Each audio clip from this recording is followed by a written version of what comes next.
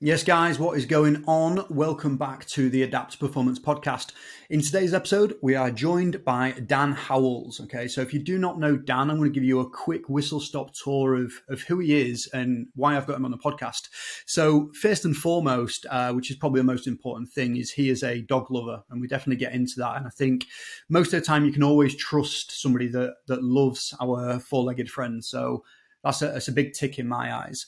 The second thing is he's had such a varied career, okay? And in S&C, he's done some EIS work. He's worked with England Sevens rugby. He's also been to America and gone into a sport that he knew nothing about and managed to create his own version of success in baseball, okay?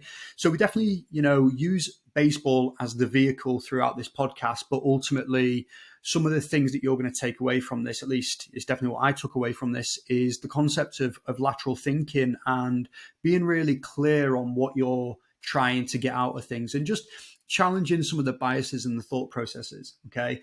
Really, really good episode. I think you're going to enjoy it. I know I definitely enjoyed it, which, makes these podcasts 10 times easier. In terms of that, actually, I think it's always cool to be honest with these podcasts and say, sometimes you leave recording a podcast episode with a stranger pretty drained, because you've had to be a certain person and keep up with conversation that may be slightly outside of your scope at that time and your attention level. So sometimes it drains you, and then sometimes it just picks you up and absolutely kind of drags you through the day and just gives you that little burst of energy. And this was one of those, like, I'm bursting with energy, like fucking let's go. I'm buzzing. I think that just kind of speaks to Dan's energy and his passion for what he does and his knowledge, and yeah, just absolutely quality. So what I want to do then, what I want you to do for me, please, pretty please, is first and foremost go and follow Dan on his social media channels. Okay, so that is Collaborate Sports. Go over there.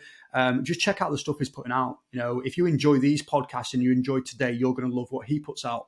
And then the second thing is be on the lookout. All right. I want people to give me one thing that they took away from this podcast. Okay. So think of one thing throughout this podcast that you either took away. Maybe it was a phrase, maybe it was making you think about something slightly different, or maybe it was like a specific fact that you thought was super interesting. Okay. Find that one thing and share it on social media for us. So just screenshot the title screen, okay? And then share it on social media, tag me, tag Dan.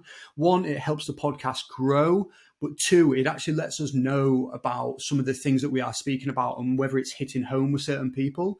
It's always nice to get that kind of feedback. All right, so two things. Follow him. Second one is let us know something you took away from today. All right. So without further ado, let's get into the episode. This is Dan Howells. Yes, Dan. How are we doing, mate? You okay? I'm good. How are you? I'm very well, mate. I've been super busy today. I'm not usually busy on a Friday, but I've been all around Sheffield, done a full circumference, and now I'm back at the place I started at 7 a.m. this morning. But it's good. It's a good problem. What have you been up to today? So, do you know what? This morning I've been prepping for lecturing next week with sports coaches. So I've been doing a lecture preparation on a topic around technical models and bridging the gap, which actually, knowing what we're going to talk about, is probably going to come up today. So it's apt. But yeah, I've been preparing for that. It's my new sort of venture, part-time work at the moment, and it's a new set of skills to learn.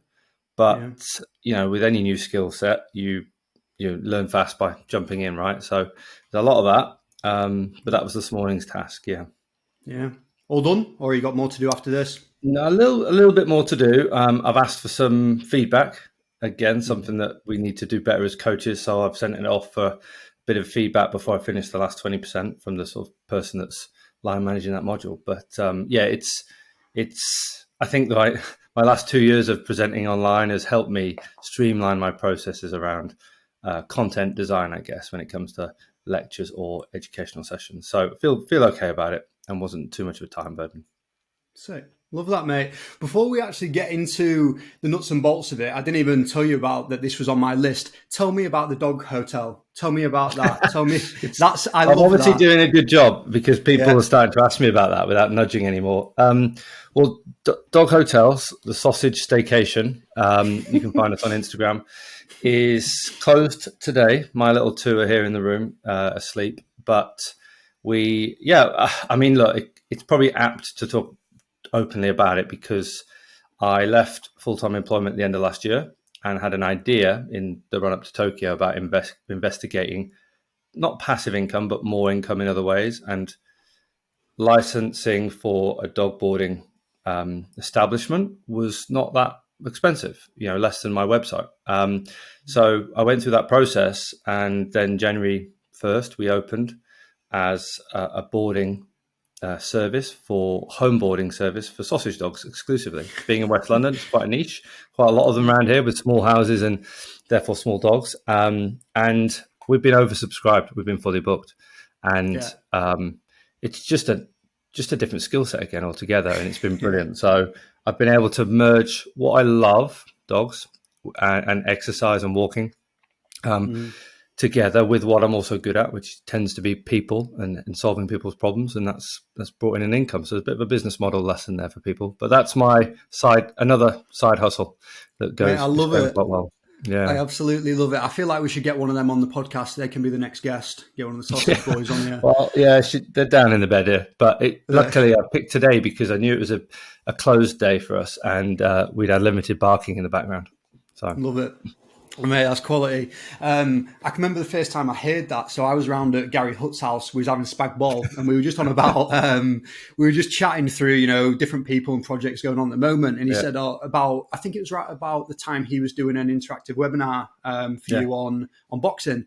And he said, "Did you know he has like a sausage dog business?" I was like, "That's mad. I absolutely love it, and it's mad. Yeah. It makes sense, diversifying income and all those different things. It's anti-fragility, isn't it?" Yeah, and it's I guess I wish I put out a post yesterday on Twitter about 3 things I wish I'd done earlier in my career, and one of them was to think laterally about business and how skills are transferable. And I wish I'd done that earlier. I think there's smart kids, people, young coaches now who are starting to see the world like that. But I wish I'd done it a bit earlier, to be honest. We're actually going to scale back because it's a good problem to have that it's so successful, but we can control it in the way that we want. We're going to do 16 weeks, prices go up. There's a bit of business model lesson in that, and it becomes a bit more of an exclusive club for customers. So yeah, it's a good problem to have. That's the best. I love it. Okay, so let's move a little bit of a journey then. So who are you? We've kind of jumped to your business without kind of explaining who you are, what you've done, and where you're currently at now. Just a little bit of a whistle-stop tour for us, please, Dan.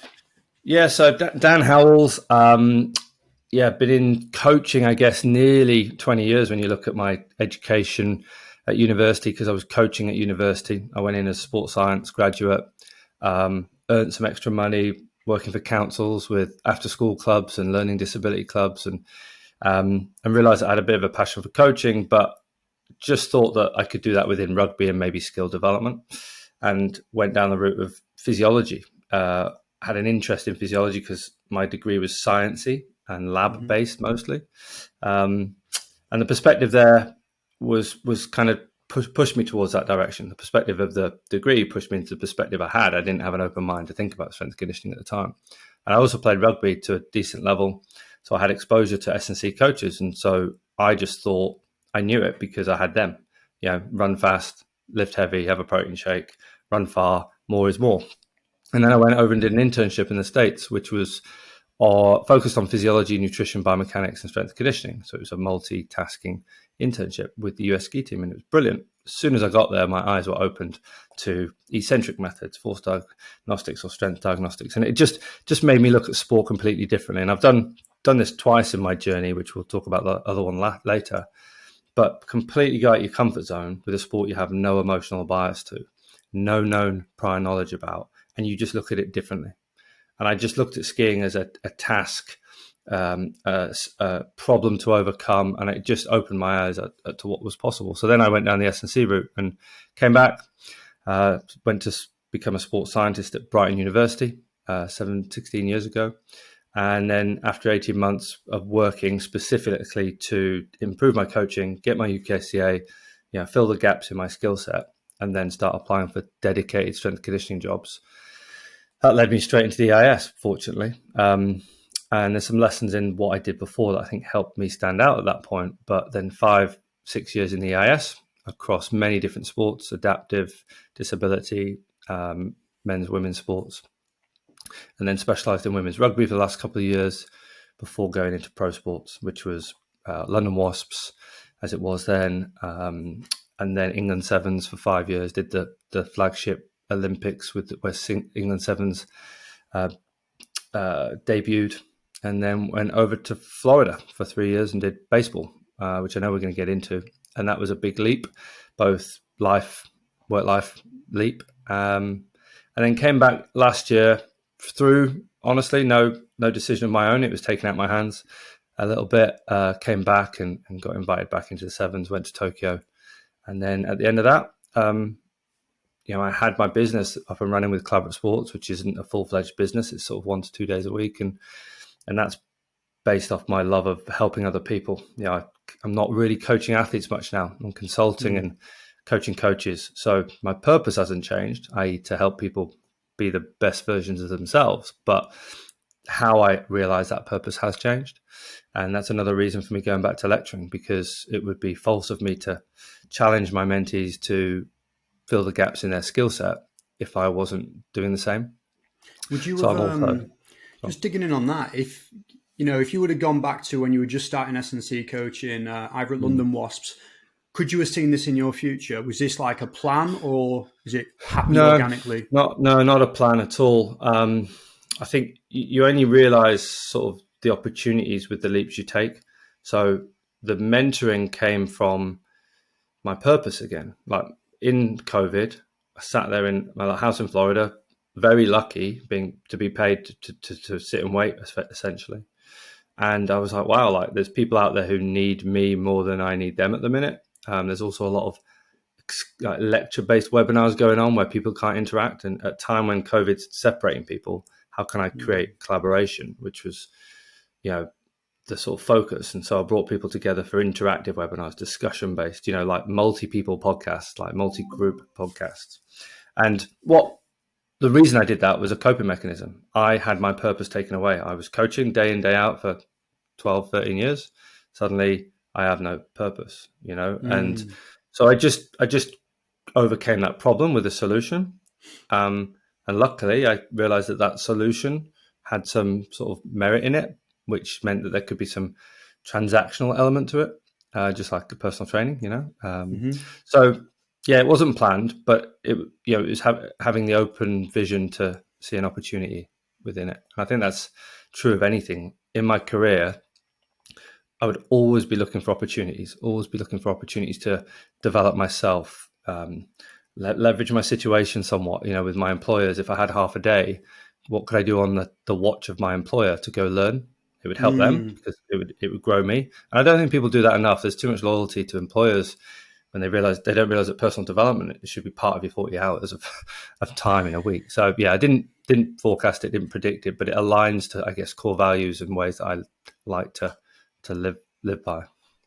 It's a really interesting thing you just said there around like the employment element and using that for development is such an important thing, and something I was speaking about today. So what I've been doing, I've been at Sheffield Hallam as like an alumni. I got invited in to kind of speak about being a coach in the industry and, some of my learnings from transitioning from full-time work into part-time and owning a business and how that's gone.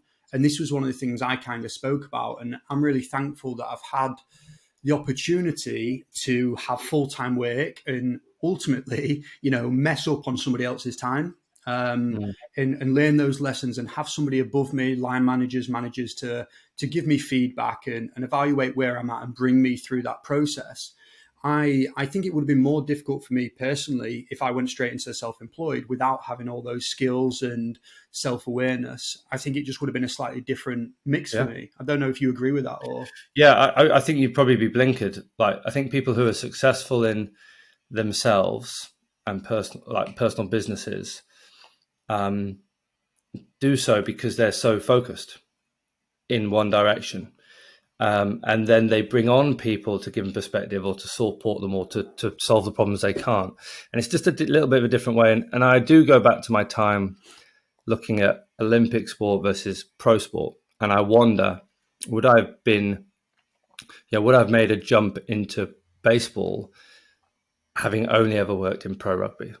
I'm Mm. not sure I would have, because I'm not sure my journey in pro rugby would have been as successful if I hadn't have had the broader understanding of things at the Olympic, Paralympic level, EIS, employee level. So, like, I think it's really important to create a breadth in your experiences. And I talk about, I look at employability, people I've employed over the years, and I've heard other people talk about this, interesting, worldly people. It's the individuals that have put themselves out there to experience various different things and fail forwards in different environments that grow the most, in my opinion. So, yeah, if you find yourself in that world of, I need to create a business for myself, I need to create income, great. But how can you look sideways, move laterally to ensure that as you do that, you're not forming your own biases and focusing everything on one thing? What can you do to stretch yourself in other ways? And I spoke to somebody this week actually who's got a very successful business, and I was like, you realize you're in a position that you have now time passive that you're getting paid that you can do whatever you want with. There's not many people out there jumping into pro sport at late 20s to coach high level because they're good enough to get a reference should they want to go back into pro sport or move sideways into pro sport, or the business runs itself and then I jump into this sport to work. So it's, I think we've just got to open our mind a little bit as to what's possible. And really most of those opportunities we end up creating for ourselves, if I'm honest. They're ideas, Yeah. So, yeah. I agree. I think that segues us nice, mate, into the main topic that I want to kind of get into then. Yeah. So, rugby, okay, you've gone from team sport, quite traditional in the UK, probably one of the, I don't know if is it like second or third most played sport in the UK? It's up there. Yeah, I don't know. Yeah. I did see a controversial tweet the other day about basketball in the UK being an undertone of quite a high participation sport that we don't know about. So, but in terms of publicly known, it's got to be up in the top 2, isn't it, in terms of teams? Got to be there. Yeah. And so you've taken that then, you've done that for 5, 6, 7 years, and then you've completely gone across the globe to baseball, which is a sport I literally know zero about. So what kind of prompted that decision? And then, just kind of give me that to start off with. Well, cards on the table, I knew nothing as well. And you know what? Like, I actually took a conscious decision throughout my interview process, because it was a formal interview process, to not research baseball. It sounds a bit left field, right? Like a bit dangerous risk. But I was like, the context I got about this role was that group, that organization were looking to employ a certain type of individual, which was, somebody who had experience in team sports, load management and leadership, who could come in and solve a specific set of problems for them. Well, they didn't tell me that they needed a baseball person. So I felt, with what I knew about the role and what I knew about the problem that they were trying to solve, that if they didn't want me for who I was and the way that I could think without that knowledge, then I wasn't the right person for the job, or they were looking for the wrong solution for the problem that they had identified. So that was a strategic, push for that role. But prior to interview, it was advertised, but like all jobs, let's be honest, like, people ask around. I've had somebody reach out this morning about a role for an intern in Spain, like for 2 months' work. And so people will go to their network and say, do you know anyone that this would suit? And luckily enough, somebody, my previous employer at the RFU, had known that I was looking at more worldly options after the Olympics. And then it just was brought to my attention. So I had an informal talk and then they said, can you apply through the formal channels? And I went through that quite rigorous process and ended up over there. But I knew nothing about it throughout the interview, and actually knew nothing about it on landing in the States. But that, again, strategic play, because English guy, rugby guy comes in, and you don't want to be the rugby guy or the British guy who says do it this way and expect people to jump. So again, from a leadership point of view, I openly spent my first 90 days being strategic. Tell me what you know about the sport. Tell me how S&C can impact it. Learning from the coaches. So it was a big step for me, not just in the sport sense, but in the leadership sense. And it was so much growth in that time. And again, comes back to that earlier point of growth comes from discomfort. I'm a massive fan of that. Doesn't have to be awkward, but just out of your comfort zone is huge. for your growth. So that was massive for me. So it wouldn't be too dissimilar to you jumping across. It wasn't planned, and it was uncomfortable. So with that, then I guess I've definitely got sports I work with at the moment that are completely new to me, and I already kind of know the angle. What you're kind of getting at is when you're part of a sport or you've played that sport previously, you develop certain biases and you have the blinkers on to opportunities for development and adding impact and those types of things. And I've kind of thought about that around, I work in downhill mountain biking and cross-country mountain biking, and I've probably been on a bike twice and it both ended badly, so I'm not good at it. But, just like I said before, thinking laterally to some of the injury risks and little things like asking questions around, okay, eyesight, and where does that come into things? Being able to visually scan, do we check their eyes often? Do they get to the opticians regularly? Little things like that, I think, I don't know, maybe I'm blowing my own horn too much there, but I don't know if people would have thought of that if they were just in the sport.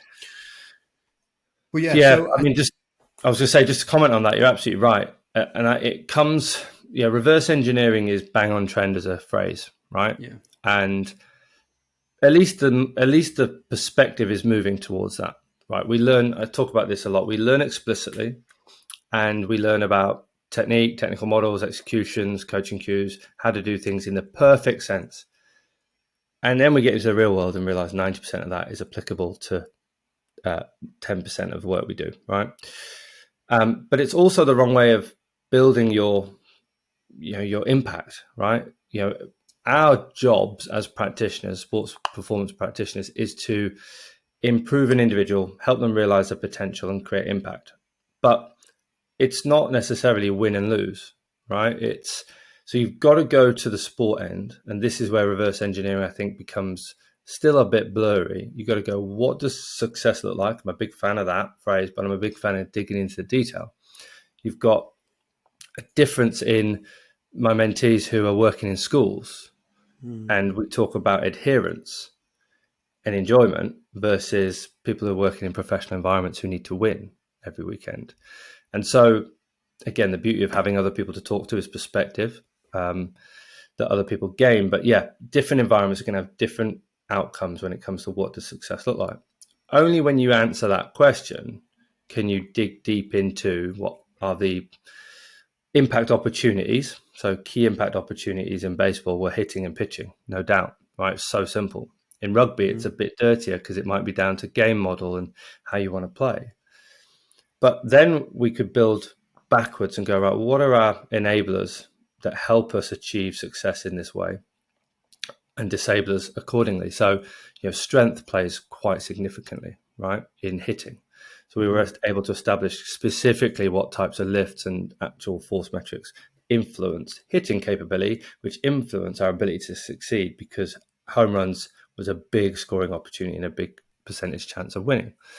But that's only one part of the puzzle, because you've got, and my lecture today was about looking at technical, tactical, physical, mental, right? You've got technical models, and strength might allow you to hit the ball really, really well, and you may execute your skill really, really well. But from a tactical point of view, the biggest limiter to performance might be the fact that they have terrible eyesight and you don't know it. Which is why I bring this up, because it made me think about that. Or they deal poorly with anxiety, stress situations. They absolutely crush a ball out of the park because they've got the strength and the skill, but put them in a pressure cooker, they can't perform. So how are you tailoring your program design? And that's where bridging the gap is another thing that I'm really keen on. We're there to support coaches and athletes. We're not there to have our own lane and to dictate what we do and push our numbers on. We're there to help support, in spite of those numbers, moving those athletes towards progression. And that was what I really loved about baseball. It was so clean that we could have this bridging of the gap where I could do stuff in the gym that significantly improved front foot stiffness for a pitcher, because that was his limitation, because we had this clear idea about what we were working towards. May have been slightly misguided, but it was generally in the right ballpark. And I don't think we get in that ballpark enough, How did you go about that process then of being really specific in terms of bridging the gap? Was that a conversation between you, the technical coaches, and the athletes? how did you end up thinking, okay, it's front foot stiffness that is the thing there? Yeah. Like, how are you getting to that point? Yeah, a number of things. Like people will all be leading in the right direction with rough, not, general right direction. So we know that pitching, like any skill, needs to look a certain way, right? Success leaves clues, right? The furthest javelin throwers, the fastest sprinters, the biggest jumpers, they're all got, the Franz Bosch type of tractors. They do common things. There's some differences, variations, but they generally coordinate in the same way. Mm-hmm. So that's the first thing, was just respecting that. The next thing was to actually ask the question to the people that matter. And in baseball, the people that matter are front office, GMs, your head of your managers, and go, what are we working towards here? Just to check. Because, one of the things in baseball that fascinated me was, and this is to illustrate the point, I jumped in and I saw 7 development teams leading to the major league team. So, 75% of 200 athletes, all on this minor league journey where they focused on winning. So that meant that the programs were tailored in, at that point, block periodization, a strength into power into speed, all with a deload week, etc. And it was that we had to keep freshness over fatigue. But for a 19-year-old who hasn't got the physical capabilities yet, winning is not the priority for that individual. So when we asked the organization, they were like, yeah, no, winning is not a priority for us in the minor leagues. Player development is a priority. So success was about getting your player from A to B, or A to Z, which was the major leagues, quickly and efficiently as possible to be a world-class player.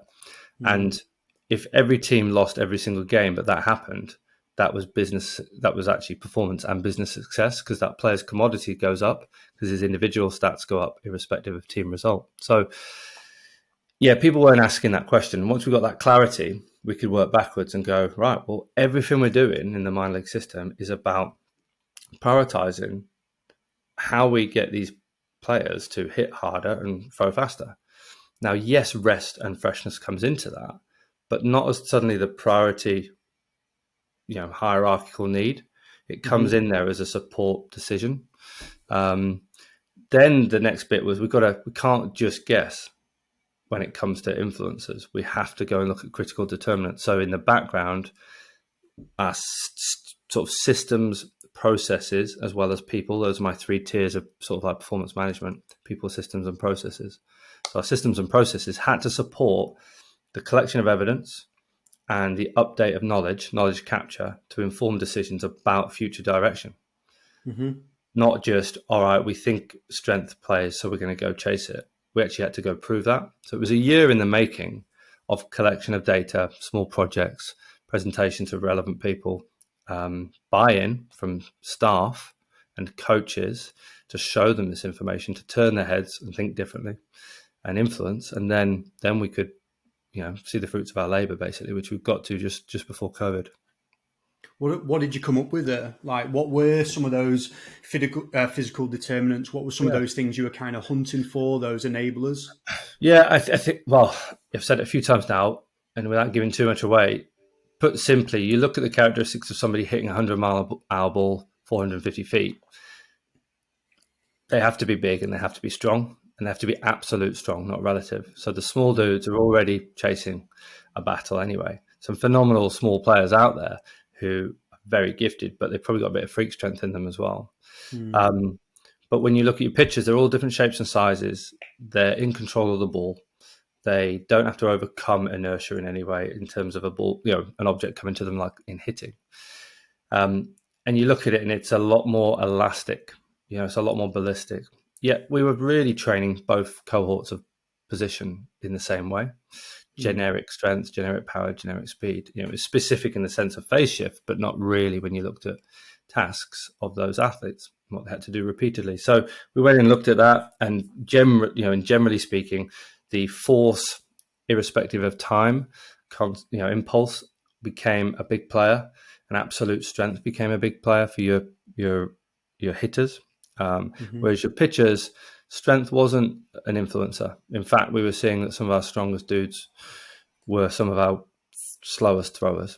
And so that begs the question, can you train people out of performance? because they didn't come in as the weakest. They got Yeah. strong throughout the journey. So essentially, you're creating an anti-performance model there, interestingly. So Yeah. when we got clarity on that, we could be like, right, well, yeah, we just need 1.5 times body weight on a trap bar, and then we can move to specialized training. Like let's realize that fruitfully and have minimum effective dose in other ways for strength. Yeah, so speaking generally, without giving too much away, that was a critical thing that then we were like, right, brilliant. We have a completely different strategy and vision to shape around our guys now. And you talked about athlete buy-in. At that point, when you've got evidence, you can show them the what, why, how. And that's what we don't do enough of is sort of we educate generically, like the evidence says we should be doing this, but they don't care about the general. They want to know specifically to the sport or specifically to them as an individual. So we shaped everything, even if it was taking evidence from the research academic world. We packaged it in a baseball way, packaged it in a baseball language. And so buy-in was driven through that what, why, how, but with baseball themed within it. Yeah, it's super interesting that I think what you said there really like stuck with me is that anti-performance thing. You know, Yeah. you've trained somebody out of being good, and the first person like I kind of heard explain that was David Gray, who I had on the podcast not too long ago, and he was speaking through, you know, the quote of the worst program in the world carried out very diligently is better than the best program in the world done haphazardly. And he was like, I think that's totally wrong. You know, people that say that haven't quite grasped that you can get worse because of what you do, you know, and you can get good in the wrong areas and support Yeah. different movement strategies. And you know, I think it's hard when you say that, isn't it? Because you don't want to create barriers to exercise and trying hard, but at the same time you want to support somebody in the right direction without saying no, that is the wrong way or that doesn't suit your context. But it's such a complicated thing, you know, until you know the exact right answer. It's almost like, where do you put your eggs in which basket? Yeah, and look on that, something that springs to mind is like trunk work, for example, right? I stepped into a world of like general athletic development that potentially felt like it was specific, but you know, we actually eradicated any flexion-based work because when you look at the sport, it's about pelvic dissociation to torso, big outer ranges work. So we've got to get into big outer ranges in our trunk work, and essentially you're training within a short muscle range, so you're limiting an ability to get into the key positions that they need to get into. So whilst the pitching coach is working on like extended positions and holding them and getting them out and getting them to sort of get kinesthetic feedback and joint position sense in these extended positions, in the gym we're training them within range and yeah, potentially an anti-performance approach. And yeah, again, when you talk about buying and thinking, it's about having extreme clarity about your why. So we knew what our why was from success. Well, then we knew it related to two key things, hitting and pitching. So then we have to analyze that. Like our coaches at the time didn't truly understand the key technical models for pitching and hitting. A lot of them had lived baseball, so they had these biases of what it feels like. But hold on, like I look at it completely different because I'm looking at it for what it is, which is the shoulders are here in relation to the hips, you know, whereas you're just looking at as shoulders move here and go there within a variation range. And so we have to be very specific. Well, there is the danger of us thinking we're training for performance and it's actually a limiting factor.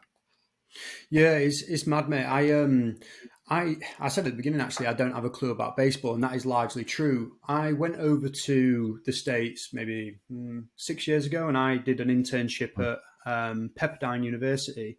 So that was in Nice. like California. It was lovely. It was the campus mate, the nicest thing in the world. I don't know if you ever watched Zoe 101. It was a Nickelodeon program, and No. the campus that they've got on there is basically where it was filmed, and it's like voted #2 in the world. It was amazing.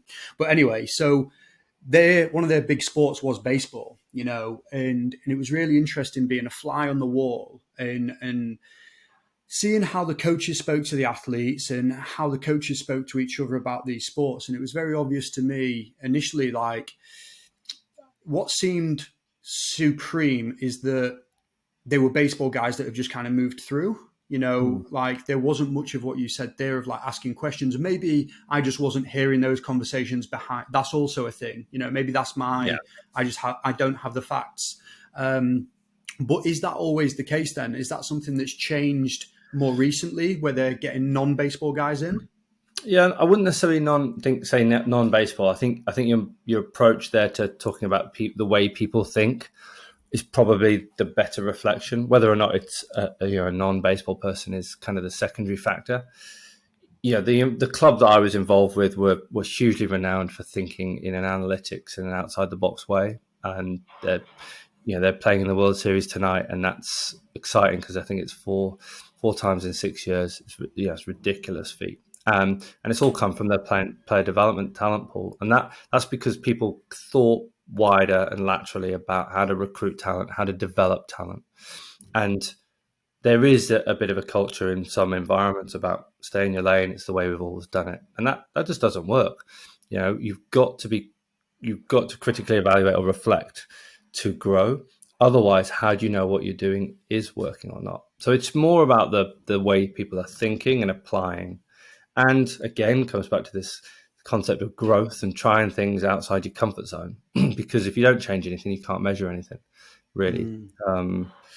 So I do think it's more about, and that comes from leadership. Like that doesn't matter where you are. If you're in an academic institute, if you're a sole person, it's very hard to innovate because you can't create creation and put some projects together.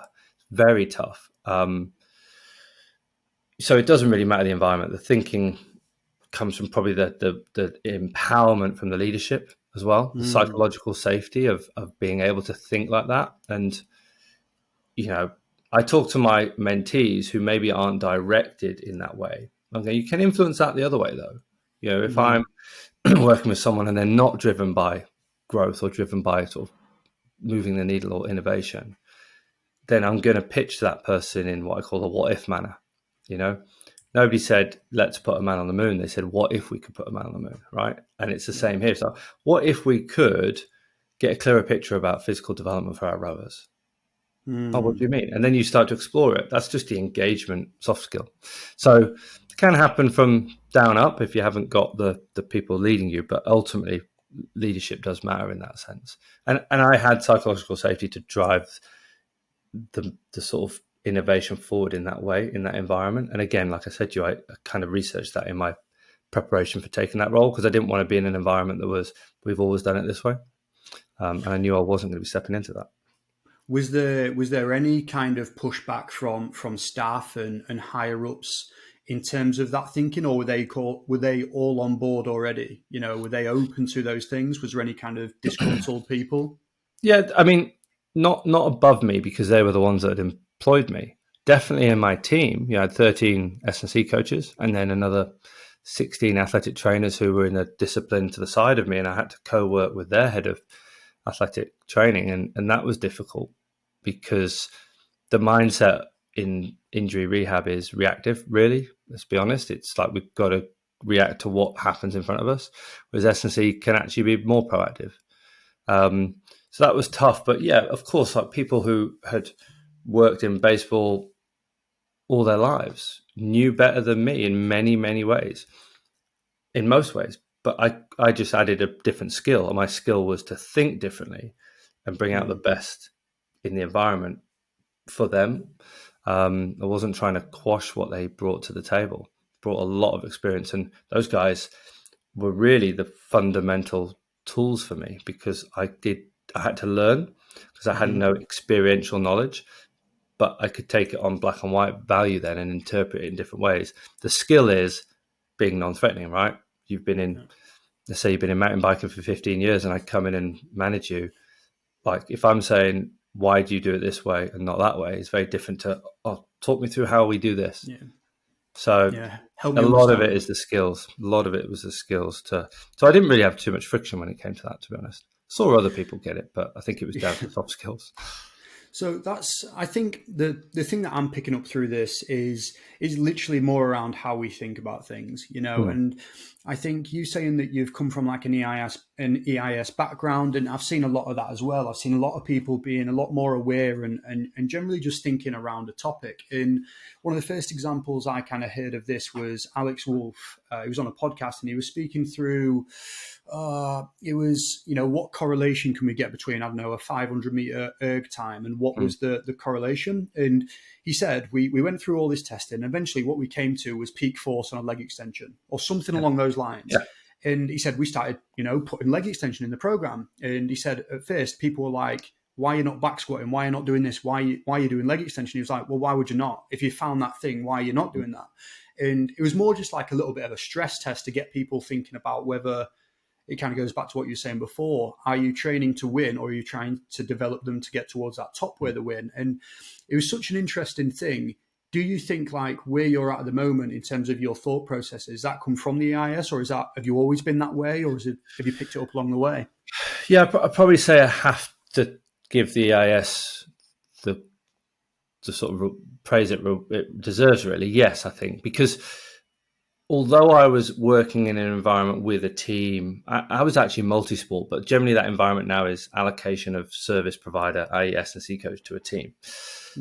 The sort of not hierarchical, but the sort of technical leads down to the S&C coaches meant that there was this natural accountability. And what was really cool about that environment was that you weren't challenged in the sense of, why are you not doing this? It was like, what could you do to have more impact? It was always about moving the needle with success. And so Alex's way of thinking there, it resonates because I know him very well. We actually worked side by side in the IS, and I learned a lot from him, and still do to this day. And that doesn't surprise me that resonated with you. But I think it probably does come from that, because I definitely wasn't taught it in university, and you don't get taught it through your accreditations. And I'm, as a lecturer now, one of the things I'm sort of hearing in my own study, because I'm studying for a postgrad academic practice certificate, is this criticality element of things and looking at things with a critical mind. And really that's just about like, what can we do, what can't we do, pros, cons. It's basically having a balance as opposed to a bias. And that's what I think the IS do very well. And it's the one of the best people I've worked with is a sports science out of the Astros. And he, whenever it came to like trying to problem solve, he just directed me with greater clarity, probably clarity that Alex has, which was, what do you wish you knew that you don't know that would help you do your job better? And once he started challenging me in that way, he guided my thinking. So I guess the lesson in that is you can't do that kind of thinking alone. And I'm sure Alex didn't do that thinking alone. He did it in conversation. He did it in that what if scenario, coffee chats. Like, what if we could do this? How could we do that? And that's just about a value of trying to be the best version of yourself you can be, and not resting on laurels, really. And I think I would say about the EIS is I never felt under pressure, if I'm honest. I really loved that environment. I didn't truly feel under pressure, because we all knew that success was about like moving everybody up in terms of closer to medals. So it was clear, but I also wasn't very closely attached to the sport. And also funding, my job, was reluctant on the results every 4 years, not every weekend. And so the pressure was different. Yes, so that's going to be my question then. So you mean pressure in the bad sense, that dark cloud over your head? Do you feel like you were still pushed to succeed, or do you think that could have been pushed a little bit more to get more out of you as a practitioner? No, I felt it was supportive in getting the best out of me, because there wasn't the pressure, performance pressure, but there was the accountability pressure. Which was generally, as I'm sure you'll agree, a lot more comfortable to deal with, because it's actually in your control, whereas performance pressure is somewhat out of your control when you think about the sport and the people that are sort of fighting for you, but it was distant as well. It was distant pressure. It was so far ahead that you could manage it quite nicely. Whereas I think in performance sport, pressure is every day, every weekend, like as in professional performance sport, not necessarily Olympic things, that you're in there every morning. The conversations I had with directors of rugby that were reactive in nature, emotional, I feel like you're a lot closer and front facing in that environment than I ever was in the IS. But I wasn't a part of a true performance model. Remember, I was a multi-sport practitioner. I worked with women's rugby. I wasn't like Alex. I wasn't like Gary, front facing with the technical coaches whose jobs are on the line if things don't go well. And so that maybe describes some of the differences in pressure. And I think pressure's needed to keep you accountable, but it's a sweet spot, right? It's being kept on your toes pressure, not reactive emotional pressure. Mm-hmm. No, I absolutely agree. I think that makes a lot of sense, mate. I think I've been in both of those situations. I feel, had really good mentors that kind of hold you accountable and really do give brutal but honest feedback, and kind of help you in that regard. And I've also had the complete opposite. We've all had nightmare bosses that just realistically get the absolute worst out here, and are going to burn you out and take your soul. Talk to me about what you're currently doing, mate. Talk to me about Collaborate Sports and, where you're kind of heading with this, this vision, this passion of yours. Yeah. Well, ultimately, there's a couple of things. I'm doing a bit of consultancy, so I still want to be involved in performance sport. I talk to my mentees about this. My needs and wants have changed, but my purpose hasn't. I talked about it earlier, right? My purpose is still to help people be better, improve, move forward each day. And I see myself as a support service. Like I'm there to help you get to where you need to be quicker than doing it alone. And so, Collaborate Sports was formed based on that problem I was trying to solve for myself, the coping mechanism back in COVID. And it's developed into something quite fruitful, something that I can give access to development opportunities for free. Yourself has been on a number of the interactive webinars that can be free, to meet other people, create interactions and collaborations. And the general theme for me is about getting more real world. We've not referenced an academic paper today in this chat. We've not referenced too much science. We've been very real, and that's what I've tried to do as an underpinning tone to what I'm doing with Collaborate Sports, which is this real world clarity and simplifying our world, creating a bit of a filter for people. So within that, that themes in everything we do, whether it's an interactive webinar for free or whether it's my mentorship or whether it's bespoke coaching one-on-one. And the bespoke coaching end is sort of like high level practitioners with very specific needs and problems to solve. Whereas the group mentorship is a little bit of a formalized approach. We'll go through key principles across S&C or soft skill development, depending on which pathway you go down. But each week is themed around key principles. So if we're looking at energy system development, we don't go too far away from the fact that intensity and volume drive adaptation. So sticking with those principles, how does that fit in your world? How does that fit within your methods, etc.? And we use collaboration and discussion within those experiences as opposed to like pre-recorded course content that you go through yourself one-on-one or one-on-no-one alone, to have discussions so that you've been part of my webinars where you hear other people's perspectives and you challenge those perspectives and say, have you thought about this? Or I hadn't thought about it in that way. Actually, I've got a solution for you because that happened to me 3 years ago. So all these interactions are really useful and I really enjoy them. So that's where I'm at with Collaborate Sports, different sort of products for people. 55 coaches at the minute are on different programs doing different things. So supporting a lot of people from different places in different ways and really loving it. So, and look, I had a mentee this week who does some one-on-one and he was like, I need to get out of my comfort zone. I need to see some things. And the problem was that he didn't have the finances to potentially get himself to places. So he wanted to come to England and see different places. And he went, after our session, we said, why don't you try and look at creating some online resources, online programs and grab some clientele that way in GAA over in Ireland. And he, within a week or two, he got himself 6 clients through people he knew, funded his trip to the UK.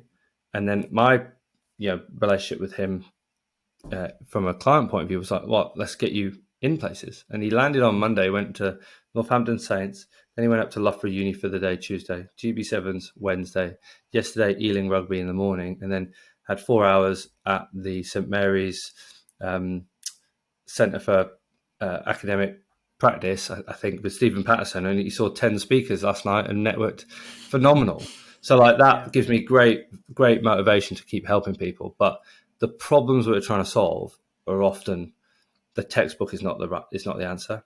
It's the experiences and the real world solutions that help people move once they've got their formal accreditations done. So yeah, that's sort of a snapshot of what I'm doing, and the mentorship. As this goes live, I think in November, there's an open enrollment for our programs that start in January. Small groups and small numbers. So if people hear and want to jump on, visit the website and sign up. I'll stick all that information in the show notes below, mate, just so people can do it. I'll do the heavy lifting. Mate, I think that's a perfect place to wrap up. I just want to thank you for your time there, mate. I think there's going to be so many takeaways for people, and I think it's going to be, they're not going to get the answers from this, but hopefully it's going to give them a lot more questions to dig into, and I think that's super powerful. So, thank you very much, Dan. That was sick. No, I appreciate it. And for those people who have unanswered questions, just get in touch, reach out on socials, and we'll try and help as best I can. Or, as I always say, point you in the direction of someone smarter who can help.